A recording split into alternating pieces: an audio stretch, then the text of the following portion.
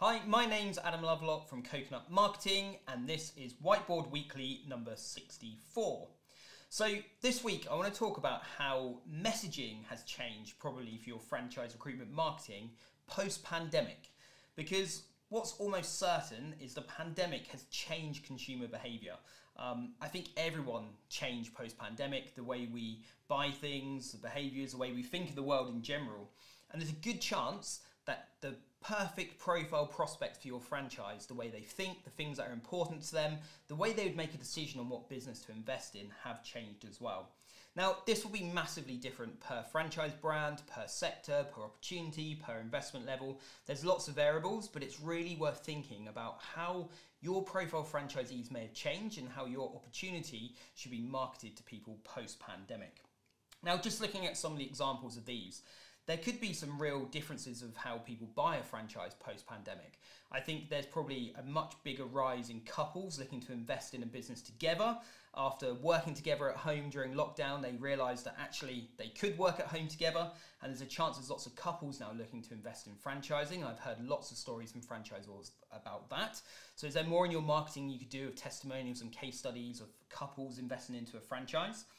Working from home is a huge one. The amount of people that worked at home through the pandemic, maybe for the first time, that may suddenly have to go back to commuting back to an office, that actually just want to continue to working from home, could be a huge driver of why someone would invest in your franchise if your franchise is home-based.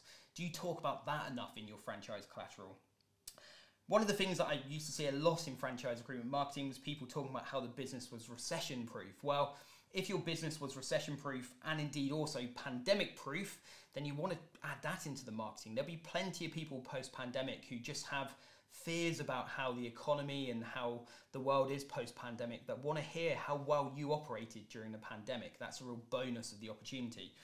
And also just extending onto that with all of the news around AI and the development of AI at the moment, is your business actually AI proof? So in the future, when the development of AI, will the business still be sustainable? If so, then absolutely you should be building that into your marketing now as well. Now, one of the things which is much more important is the tech. I think what happened during the pandemic, they say that the general household advanced about a decade in a day when the pandemic hit, because suddenly families had to buy things online, shopping online, all these different things, even just communicating with family members on Zoom. Everyone kind of moved forward a decade from a tech point of view.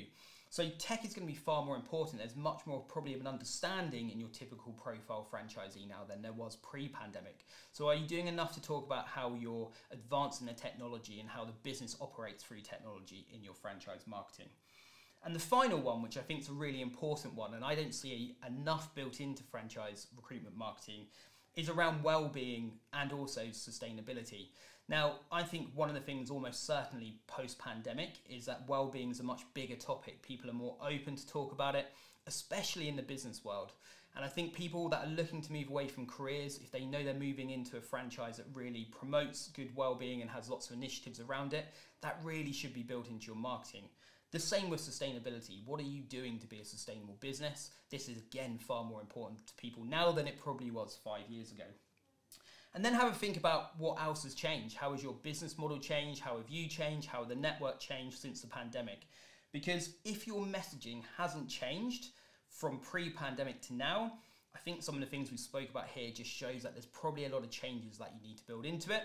And actually the messaging that worked for you 3 or 4 years ago may not work for you now. So I hope that update was useful. I'll of course be back next week with another.